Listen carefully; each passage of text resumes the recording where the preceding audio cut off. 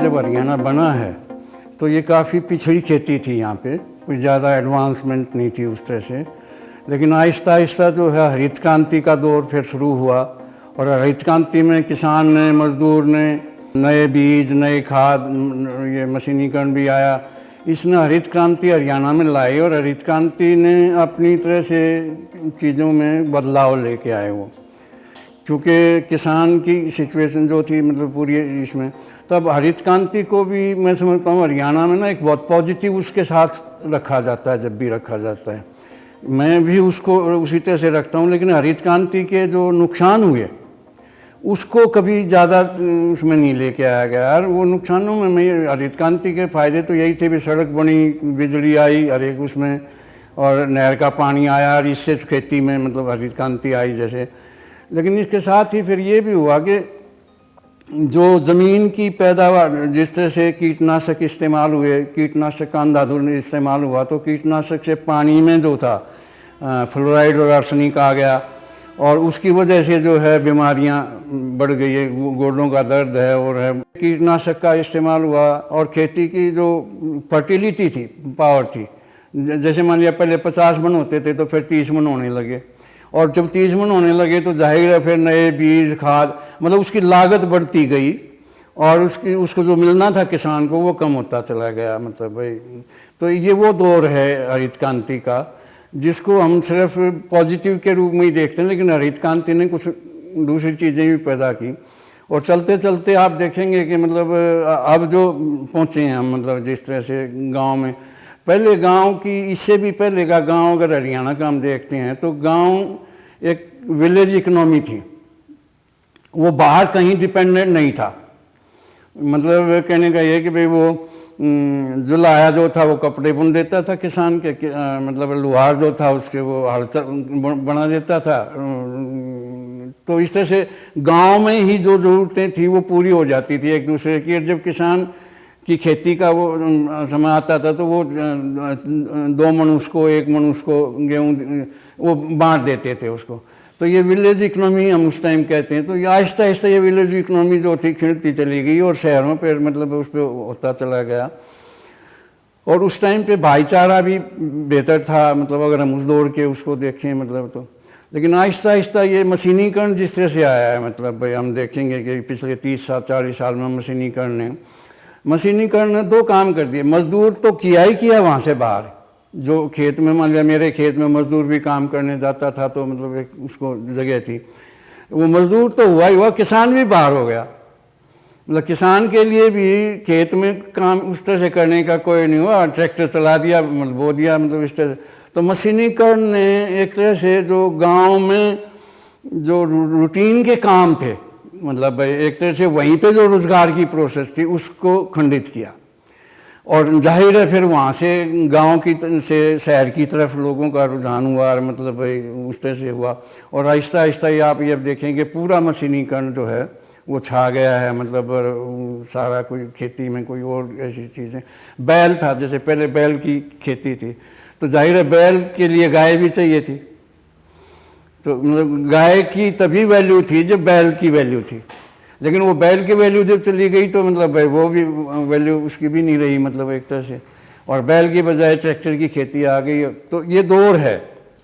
अगर इसको आज के संदर्भ में हम देखें तो मैं समझता हूँ कि जैसे मैंने कहा कि भाई 2-3 चीज़ें बहुत साफ़ हैं। मतलब एक तो ये है कि भाई ये जो नेशनल कैपिटल रीजन के रूप में भी यहाँ के 15-16 ज़िले आ गए इस दौर में। आप देखेंगे कि भाई वो नेशनल कैपिटल रीजन के उसमें जो ज़िले आए उसमें किस तरह का विकास होगा, ये कभी जो भी सरकारें आई, मैं 1 या 2 की बात नहीं करता, उन्होंने इसको एजेंडा ही नहीं बनाया कि लोगों के साथ ये शेयर करें कि भाई ये नेशनल कैपिटल रीजन का क्या मतलब है, और वहाँ से क्या चीज़ें हमें मतलब उपलब्ध होंगी, और किस तरह से वो हर ज़िले में उसका उपयोग होगा। ऐसा कभी आपने भी देखा होगा कि भाई उस तरह से कभी सरकारी स्तर पे भी चर्चाएं नहीं है, सामाजिक स्तर पे भी बहुत ज़्यादा चर्चाएं उस शक्ल में नहीं दिखाई दी। तो ये नेशनल कैपिटल रीजन के रूप में आहिस्ता आहिस्ता ये जो थे, तो इसमें ये तो हुआ कि नेशनल हाईवे बन गए। मतलब जो चीज़ें बड़े मतलब कारखानेदार को चाहिए थी अपने विकास के लिए, वो उन चीज़ों का तो विकास हो गया हरियाणा में। मतलब वो चाहे स्टोर हैं अपने रखने के, या नेशनल हाईवे हैं, ये देखेंगे आपके 5-4 नेशनल हाईवे तो दिल्ली से यहाँ तक आते हैं तभी। तो कहने का मतलब है कि हरित क्रांति ने एक धनाढ्य वर्ग पैदा किया था। हरित क्रांति का जो एक पक्ष था वो ये था कि मेजोरिटी ऑफ द पीपल को हरित क्रांति ने उनसे कुछ छीना ही दिया नहीं, एक हिस्से को दिया, उस हिस्से ने अपने शहरों में मकान बना, मतलब बिजनेस में आगे, कोई कहीं चला गया, कोई कहीं चला गया, वो हिस्सा जिसके पास हरित क्रांति का वो था। और इसके बाद फिर ये जैसे मैंने बताया कि भाई शहरीकरण हुआ, शहरीकरण में भी फिर रूरल इंडस्ट्रियलाइजेशन नहीं हुआ किसी भी दौर में। अगर आप देखेंगे कि भाई ये जो हरित क्रांति आई थी, इससे अगर रूरल एरिया में ही इंडस्ट्रियलाइजेशन होता तो शायद मतलब चीज़ें दूसरी तरह की होती। ये जो शहरों में उद्योगीकरण और कुछ सिटीज़ में, जैसे पहले सोनीपत था उद्योगीकरण का, वो साइकिल वगैरह का था, या फरीदाबाद है, गुड़गांव है, इस तरह के कुछ सिलेक्टेड सिटीज़ हुए, बजाय इसके कि ये बड़े पैमाने पर गांव के स्तर पे होता। मैं अपने गांव में पूछ रहा था लोगों से कि भैया खेती तो गई, अब क्या करते हो? उन्होंने, मुझे हैरानी हुई क्योंकि बड़ा तबका है जो खेती के साथ जुड़ा हुआ था वो। उन्होंने कहा जी हमारे आसपास जो बनोनी गांव के, दिल्ली के सब एरिया में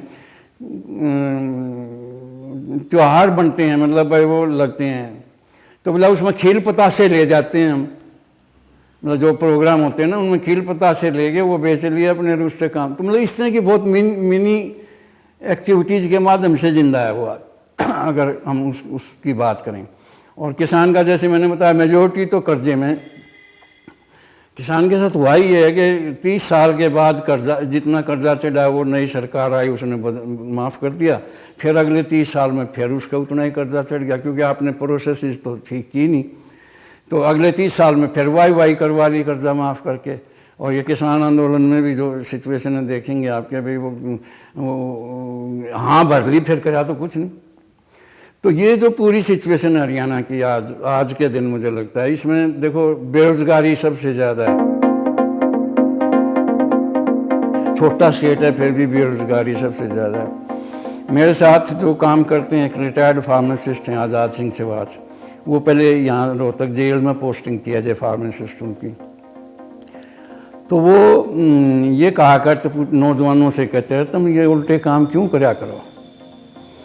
तो वो कहते उसको डॉक्टर ही कहते हो फार्मेसी उनके हिसाब से। तो बोला डॉक्टर है, उल्टे काम तो बचे को नहीं, और उल्टे काम में पीसा बहुत से, भाई नशे का है, दारू का है, थीम का है, जो भी है पीसा बहुत से। तेरी जेल में वहाँ तो तू आड़े भी दाल रोटी चौखी दे दे और करा तो क्या करा। मैं नौजवान का कसूर नहीं मान के चलता, मैं कहता हूँ नौजवान को फंसाया गया इस तरह के उल्टे कामों में ताकि वो उल्टे कामों की, अपनी बेरोजगारी की, अपनी शिक्षा की, अपने स्वास्थ्य की मांग लोगों में न उठाए, ताकि जो भी प्रशासक रहे हैं, जो भी शासक वर्ग हैं, उनको उनमें ध्यान डाइवर्ट करने के लिए ये एक पूरी प्रोसेस आप देखेंगे। पंजाब पूरा नशे में डुबो दिया। लेकिन मुझे ताज्जुब हुआ ये देख के कि मतलब पंजाब के बारे में हमारे जो काउंटर पार्ट हैं हेल्थ के, उनसे बात होती थी तो एक फिल्म आई थी उड़ता पंजाब। तो मैंने उनसे कहा डॉक्टर आज़ाद ये तो बड़ा दिखाया हुआ उसमें दारू का। कहता है डॉक्टर साहब 2% हैगा, पंजाब 2% हैगा, बाकी 98% ना हो, इसका मतलब नशा इतना था। तो मैं समझता हूँ कि जब मुझे बड़ी निराशा होती थी, लेकिन जब किसान आंदोलन में 1 साल पूरा टीकी बॉर्डर पर किसानों के हेल्थ के लिए हमने कैंप लगा, वहीं पे थे हम, तो उनसे बात कर, तब मुझे ये आया कि भाई ये जो शासक वर्ग है ये कितना ही मजदूर को और किसान को नीचे धकेल ले, अल्टीमेटली उसके नाक में उंगली यही देगा। मतलब जो है ये पंजाब के किसान ने नशे में डूबते हुए ये दिखा दिया दिल्ली में कि वो कर सकता है ऐसा काम। तो ये जो पूरा हरियाणा का भी वही सिनेरियो है कि भाई कुछ तबकों को मतलब फ़ायदेमंदी हो रही है, ज़्यादा बड़ा तबका बेरोज़गारी का शिकार है, शिक्षा भी प्रॉपर नहीं मिल रही, स्कूल बंद करेंगे, जो हालात हैं मतलब भाई स्वास्थ्य के जो हालात हैं, स्वास्थ्य के हालात में मैं ये कह रहा हूँ कि मैं जो कहता रहा हूँ 15 साल से, मतलब मेरा जो कैंपेन चला है, मैंने ये कहा PGMS में 40% से ज़्यादा जो सैंक्शन पोस्ट हैं वो कभी नहीं भरी जाती। जैसे मैं मेडिकल कॉलेज में जब था तो मेरे को ओपीडी में 4 एक्सरे करने की इजाज़त थी। भाई आज मैं 4 एक्सरे एडवाइस करूँगा। अम्बाला से चल के मरीज आया और वो जब मेरे पास पहुँचता है तो वो 4 एक्सरे हो चुके हैं। मैं 5वां एक्सरे करवाना चाहता हूँ, लेकिन मेरी तो एक्सप्लेनेशन हो जाएगी अगर मैंने 5वां एक्सरे करवाया। मैं मरीज़ को कहता हूँ भाई मेरी अगली ओपीडी में आना। अगली ओपीडी 3 दिन के बाद है, तो वो अम्बाला से चल के आया, वो 3 दिन वहाँ या तो यहाँ रुके या फिर आए चल के, तो बड़ी मुसीबत थी। तो हमें ये होता था भी, और वो ये समझता था भी डॉक्टर पैसे लेने की वजह से नहीं कर रहा, नहीं तो करवा देता, मैं पैसे दे दूँ तो ये करवा देगा। तो इस तरह की बहुत सी, मैं ये कहता हूँ कि नीतिगत कमज़ोरियाँ हैं जो भी सरकारी कर्मचारी हैं या डॉक्टर हैं या इंजीनियर, जो लोगों के प्रो पीपल काम करना चाहते हैं, उसमें उनकी नीतियाँ जो है आड़े आ जाती हैं। की हालत आप जैसे कह रहे हैं कि बद से बदतर हुई है, जैसे मैंने भी बताया कि भाई पहले फिर भी थोड़ा सा था इकोनॉमी जिस, और अब तो आहिस्ता आहिस्ता मतलब लेयर जो है ना गांव में, जैसे भाई ये फलानी कास्ट का है, ये उसकी का है, ऐसे 4-5 लेयर होती थी। अब तो वो विद इन कास्ट भी 4-5 लेयर होगी। मतलब मैं मान लिया मेरी जो है बैकग्राउंड, उसके बैकग्राउंड में भी एक बहुत रिच हो गया, एक उससे कम, इस तरह से उसमें लेयर आ गई। फिर जो दूसरे दलित तबके थे उनमें भी लेयर्स आ गई। तो एक तो लेयर्स बढ़ गई हैं गांव में। लेयर्स के बढ़ने से जो आइडेंटिटी पॉलिटिक्स है वो भी आ गई है, मतलब और बड़ा तबका फिर भी उससे बाहर है। ये जो ताश वाली बात कही है, साक्षरता आंदोलन पानीपत का हमने चलाया था जब पूरे हरियाणा में लोगों को, तब मुझे बड़ा अखरता था कि भाई ये ताश खेलती रहती हैं, मतलब। और मुझे ये लगा कि भाई मैं कोई ऐसा तरीका निकालूं कि ताश खेलते खेलते ये कैसे पढ़ सकते हैं, कैसे साक्षर हो सकते हैं। तो ऐसी कोई विधा हम नहीं कर पाए, लेकिन बड़ी वादी यूँ होता था भाई क्या मतलब। बाद में फिर मुझे आहिस्ता आहिस्ता समझ आया जब उनसे बात हुई, बोले डॉक्टर हैं और करा तो, जो मैं कह रहा था कि भाई और करा तो क्या करा, ये खेती में तो मैकेनाइजेशन आ गया। बाकी कहता है कि अगर ताश नहीं खेलना तो एक दूसरे का सिर फोड़ा के। मतलब तब मुझे लगा कि ताश खेलने से टाइम को कम से कम वो बेहतर ढंग से तो इस्तेमाल कर रहे हैं, मतलब अपने जो एक्सेस टाइम है उनका। अदरवाइज़ अगर वो ताश ना खेलें तो शायद, तो मुझे वो ताश खेलना भी एक तरह से पॉजिटिव नज़र आने लगा उनका, कि वरना जो दौर बना है उसमें मतलब वो आपसी लड़ाई और आपसी झगड़े मतलब बहुत हो सकते थे उस समय। और इसलिए जैसे मैंने कहा कि पहले ही कहा कि भाई गाँव से शहरों की तरफ रुझान बढ़ा है, मतलब जो है ना गाँव में, क्योंकि उनके लिए कोई काम उस तरह से नहीं बचा। एक दौर है, अब मुझे उसकी ज़्यादा स्टडी नहीं है, कि भाई खेती के साथ साथ पशुपालन भी एक उनका बड़ा जीविका का वो रहा है। एक दौर में जैसे मैंने बताया कि बैल थे तो गाय थी, और उसके बाद जो है भैंस। मतलब मैं जब भी मैं गांव में कई बार चंदा वगैरह करने जाते हैं कुछ प्रोग्राम्स का, तो देखता हूं कि हर घर में एक एक भैंस तो ज़रूर है।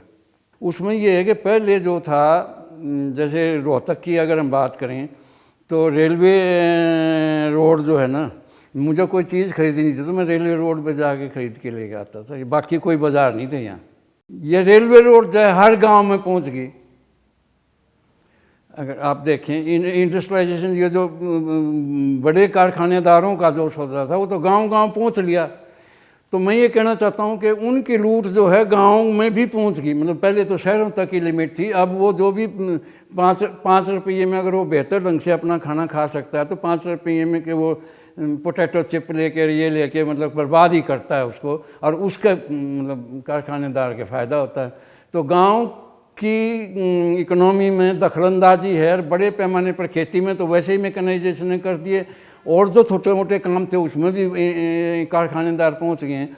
तो मुझे लगता है कि गांव तो उजड़ने की तरफ ही, कब मतलब मैं ये नहीं कहता कि आज उजड़ेंगे, लेकिन क्या हालत होगी इस पे मैंने लिखा है, मैं दूंगा आपको आर्टिकल वो, कि अब आज का जो हरियाणा है, पहले हरियाणा के बारे में तो डी.आर. चौधरी थे और थे कई, उन्होंने लिखा है 83 में, ये क्रिड रिसर्च इंस्टीट्यूट थी क्रिड चंडीगढ़ में। क्रिड में डी.आर. चौधरी और सतीश होते थे विज्ञान मंच के, उन्होंने स्टडी की थी हरियाणा के बारे में, ये खेती की जो मैंने रखी है उस दौर की हरित क्रांति की, ये स्टडी तो हुई। उसके बाद कोई सीरियस स्टडी नहीं है हरियाणा में जो आप सवाल कर रहे हैं उसका बेहतर ढंग मैं तो इम्प्रेशनिस्टिक ही जवाब दे सकता हूँ। कोई स्टडी तो है नहीं ऐसी जिसको मैं रेफ़र कर सकूँ। एक दौर है जब सोशल वेलफेयर की कंसेप्ट नेशनल लेवल पर भी थी और स्टेट्स में भी थी कि अभी सोशल वेलफेयर के कुछ काम करें, और वो इसलिए थी कि जो वर्ल्ड ओवर सोशल रिफॉर्म की ऐसी कंट्रीज़ थी जिन्होंने करके दिखाया, तो कारखानेदारों वाले स्टेट्स ने भी वो सोशल वेलफेयर स्टेट का कंसेप्ट लेना पड़ा। और हरियाणा हिंदुस्तान में भी आ रहा है, हरियाणा में भी आ रहा है। उस टाइम पे आप देखेंगे स्कूल शिक्षा का, स्वास्थ्य का एक ढांचा खड़ा हुआ, मतलब वो जितना होना चाहिए था उतना तो नहीं हुआ, लेकिन हुआ। जैसे मैंने कहा कि सड़कों का निर्माण है, बिजली आई, घर उसमें नहर आई, एक दौर है। और उस दौर में वो पॉलिटिक्स भी थोड़ी बेहतर होती थी एक तरह से, मतलब वो सकारात्मक काम करने की तरफ। अब मैं यहाँ देख रहा हूँ जैसे रोहतक में ही, मतलब भाई 10-12-15 साल हो गए यहाँ की कोई पॉलिटिक्स उस तरह से इफ़ेक्टिव नहीं है। तो एक भी तो ऐसी चीज़ नहीं है जो इन 12 साल में हुई हो। वेलफेयर की कोई उस तरह की अब नहीं रही, और पिछले 10-12 साल में तो बिल्कुल नहीं दिखाई देती कि भाई कोई ऐसी चीज़ें जिससे कि मतलब लोगों की प्रो पीपल कोई ऐसी चीज़ बनाई हो जिससे लोगों का ज़्यादा अपने हिसाब से, मतलब जैसे मैंने अब शिक्षा में आप देखें कि प्राइवेट स्कूल में जाओगे तो आपको 800 रुपये सरकार देगी, और सरकारी में जाओगे तो 500 रुपये आपसे फीस लेगी। तो ये क्या मतलब, ये तो शिक्षा का व्यापारीकरण ही है ना। हेल्थ में जैसे मैं कहूँ कि भाई पहले जिस तरह का था, मतलब प्राइवेटाइजेशन, ये अभी असेंबली में आया। मैं जो कहता था हेल्थ के बारे में कि ये खास ढंग से मतलब हो रहा है, असेंबली में माना गया है कि ज़्यादातर मेडिकल कॉलेजेस में 40 से लेके 45% तक सीटें खाली पड़ी हैं कंसल्टेंट्स की। अब सीटें खाली पड़ी हैं तो आप समझ सकते हैं कि कैसी मेडिकल एजुकेशन, बच्चा कैसा डॉक्टर बनेगा वो। भाई मेरे को जब 4 काम करने हैं, मतलब जो एक काम मुझे सिर्फ पढ़ाई का करना था, मुझे मरीज भी देखना है, मुझे सर्जरी भी करनी है, तो जाहिर है आप तो ये स्वास्थ्य के कंटेक्स्ट में, तो मैं ये कह रहा हूँ कि बहुत चैलेंजिंग सिचुएशन पैदा हो गई है गांव के स्तर पे भी और अदरवाइज भी। अगर देख पॉलिटिकल सिचुएशन में यह है कि फ़िलहाल तो मतलब भाई जो वर्तमान पार्टी है वो आज सत्ता में है, और बेसिकली दूसरी पॉलिटिकल पार्टी कांग्रेस ही है, मतलब ज़्यादा, या फिर इनेलो का था एक दौर में, मतलब वो रहा है। लेकिन अब कांग्रेस थोड़ा सा उभरती दिखाई देती है।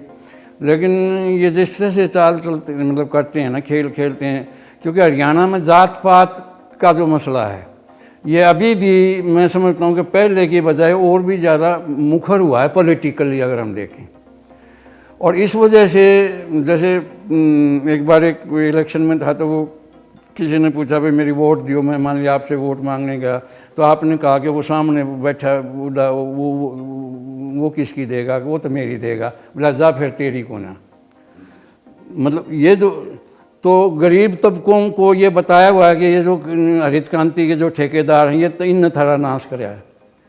इस वजह से वो एक कॉमन जगह है जहाँ जाएंगे वोट में तो वो नहीं जाएंगे, और इसका फ़ायदा जो वर्तमान सरकार ये उठा रही है, और आगे भी हो सकता है कि ये कास्ट पॉलिटिक्स को एक्सप्लॉइट करके, क्योंकि गरीब तबकों की भी वोट तो कम है नहीं अगर उस तरह से देखा। मैं ये समझता हूँ कि अंधविश्वास बढ़ाया जा रहा है। और जब ये जो आप कह रहे हैं ना धर्म की जब बात है, मैंने लिखी है रागनी है कि भाई कौन सा ऐसा धर्म है जो मानस मारो ऐसी बात करता हो, कोई तो धर्म बताओ। लेकिन ये सारे प्रैक्टिस में वहीं खड़े हैं। तो ये जो धार्मिक धर्मांधता, एक तो धार्मिकता है, धार्मिकता के हक में मैं हूँ, लेकिन धर्मांधता जो है धर्म की वजह से जो धर्मांधता है, और उसमें मुझे लगता है कि जो कांग्रेस के फॉलोअर्स हैं या जो वर्तमान सरकार के फॉलोअर्स हैं, जब ये धर्म की बात आती है तो सोच के स्तर पर दोनों के जो फॉलोअर्स हैं एक जगह खड़े हैं, और इसका फ़ायदा जो वर्तमान सरकार है वो और ज़्यादा उठा ले जाती है इन इशूज़ को ले जाके। रोहतक की लोकसभा सीट में मुझे लगता है कि टफ रहेगा, मतलब कंटेस्ट तो अब डिपेंड करता है कि दिक्कत ये है कि कांग्रेस में भी डिवीज़न है एक तरह का, और वो जो है अगर भूपेंद्र को फ्री हैंड दे दिया गया कि भाई तुम है इस नेता ही हरियाणा का, फिर तो यहाँ भी और हरियाणा में अदरवाइज भी बड़े एरिया में दूसरा इफ़ेक्ट जाएगा। और अगर ये घाल मिल रहा तो वही मैं जैसे कह रहा हूँ कि भाई चीज़ें, और यहाँ की फिर भी यहाँ की उसमें तो इनका असर है, मतलब वर्तमान जो बीजेपी का है। लेकिन कांग्रेस मुझे लगता है कि अब हावी, क्योंकि यहाँ भी जैसे कोई ज़्यादा मैंने कहा काम हुए नहीं, तो कांग्रेस का उभार यहाँ। रोहतक की जो मेन जो चीज़ें हैं ना, वो ये है कि रोहतक में भी कोई ऐसा चीज़ जो स्कूल कॉलेज यूनिवर्सिटी जो पहले बन गई, मतलब भाई इस दौर में तो एक तो इन्हीं का रख रखाव की कोई ज़्यादा वो नहीं है। मतलब ये जैसे मेडिकल कॉलेज है, मेडिकल कॉलेज का मैं कह रहा हूँ कि भाई नर्सिस का जैसे है, जो जितने बेड बढ़ा दिए, 600 1200 कुछ नर्सिस की पोस्ट हैं, और जो बेड बढ़ा दिए उसके हिसाब से नर्सिस पर पोस्ट दे तो 3100 नर्सिस चाहिए। 1200 में से भी जो है 300 पोस्ट खाली थी। अब पीछे एडवर्टाइज करी हमने जब जोर लगाया तो नई पोस्ट तो क्रिएट कर ही नहीं रहे। अब कह रहे हैं कि हर एक ज़िले में मेडिकल कॉलेज खोल लेंगे, तो मैं तो ये कहता रहा हूँ कि जो मेडिकल कॉलेज खोल रखे हैं उन्हें तो संभाल लो पहले, उनमें तो जो भी ज़रूरत है। अब नए मेडिकल कॉलेज पीपीपी मोड में खोलेंगे ये, उसका मतलब ये है कि भाई आपने बना के दे दिया मेडिकल कॉलेज, उसका खर्चा तो सरकार का, मेरे टैक्स का, और जब उसमें जो उसको लेगा वो फिर मान लिया 100 बेड का है तो 100 बेड में जितने मरीज दाखिल हुए उसकी गोज काटेगा वो, तो अगर उसने चलाना है तो, या उसमें जो स्टूडेंट्स को उनकी फ़ीस से वो, मतलब आगे तो पीपीपी मोड में तो स्टूडेंट की फ़ीस और मरीज़ की इलाज की इसी पर चलेगा ना। तो ये पीपीपी मोड भी कहने को ये कुछ भी कह लें, लेकिन ये बहुत ख़तरनाक है उस तरह से, मतलब भाई।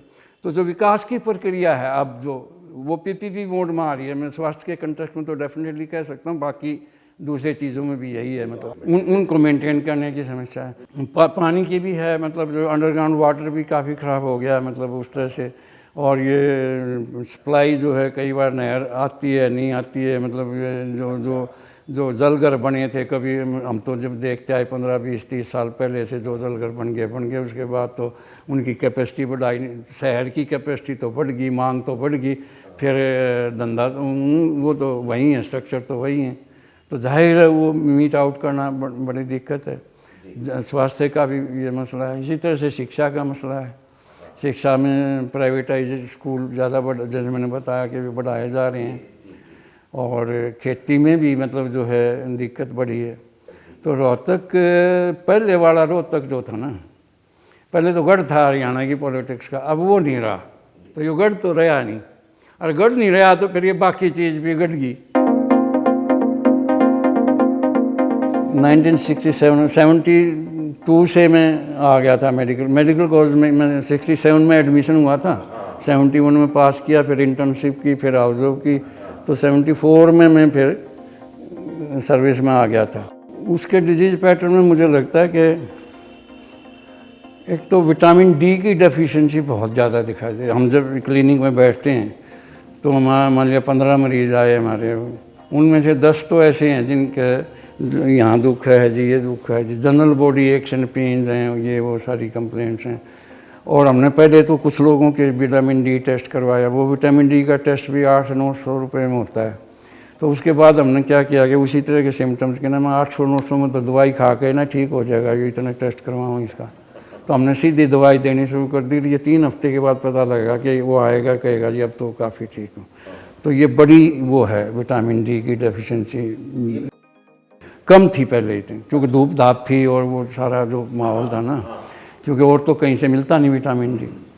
दूसरा फिर ये है कि डायबिटीज़ का भी काफ़ी बढ़ा है पहले के मुकाबले में, और ऐसे ही हाइपरटेंशन भी बढ़ी, मतलब काफ़ी आ जाते हैं मरीज़ हमारे। जैसे ये अपने हुमायूंपुर में तो महिलाएं हैं जो ज़्यादा जो आती हैं हमारे उसमें, तो महिलाओं की अपनी बीमारियां तो हैं ही जो भी हैं, लेकिन ये डायबिटीज़ और हाइपरटेंशन, एंजाइटी न्यूरोसिस भी, मतलब उतना परसेंट तो नहीं करा जितने ये हैं, लेकिन बड़े हैं, मतलब वो भी। कई मरीज़ तो सारे डॉक्टर फेल करके आओगे हमारे पास, ये ठीक है नहीं होता, वो कहीं बीमारी का इसका इलाज उसका, तो अल्टीमेटली पता लगता है कि वो मेंटली प्रॉब्लमेटिक है। तो उसको हम अगर एंटी वो देते हैं। मुझे लगता है कि बच्चों की जो बीमारी है, क्योंकि हमारे पास ज़्यादा बच्चे उस तरह से आते नहीं इस दौर में, लेकिन फिर भी बच्चों की डायबिटीज़ और हाइपरटेंशन का तो मसला है नहीं। ये भी मैं इसलिए समझता हूँ कि ये जो पेस्टिसाइड का इफ़ेक्ट है ना, इसका जब तो मैंने अपने पीजी जो मेडिकल कॉलेज में था, एक थीसिस करवाया था कि भाई पेट के दर्द के मरीज़ हैं जिनमें हमने सारे टेस्ट करके देख लिया कि कारण कोई और मिला नहीं जो मेन कारण है, तो हमने फिर फ्लोराइड का टेस्ट करवाया उन मरीज़ों का जो पेस्टिसाइड की। तो फ्लोराइड टेस्ट में 70% में जो नॉर्मल रेंज था उससे ज़्यादा था। तो जो पेट की दिक्कत है वो भी कहीं ना कहीं उसके साथ, और बच्चों में भी ये दिक्कत मुझे लगता है उसके साथ एक रिलेशनशिप इसका है, और ये काफ़ी है। महिलाओं में भी मतलब ये एक तो ये आजकल तो जो चल रहा है ना खांसी का, इसका ये जो अगर पिछले 1-1.5-2 साल में देखें तो गला ख़राब है जी, खांसी है जी, ये काफ़ी है। और उनकी अपनी मेंस्ट्रुअल साइकिल की प्रॉब्लम्स भी मतलब भाई बढ़ी ही हैं एक तरह से, मतलब जो है।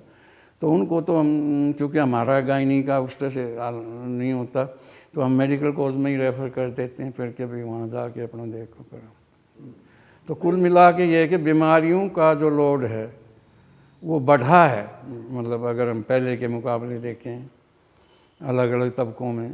मैं वो बीच में मैं नहीं कह पाया, वो पेस्टिसाइड का इफ़ेक्ट है ना, इसकी वजह से कैंसर भी बढ़ा है।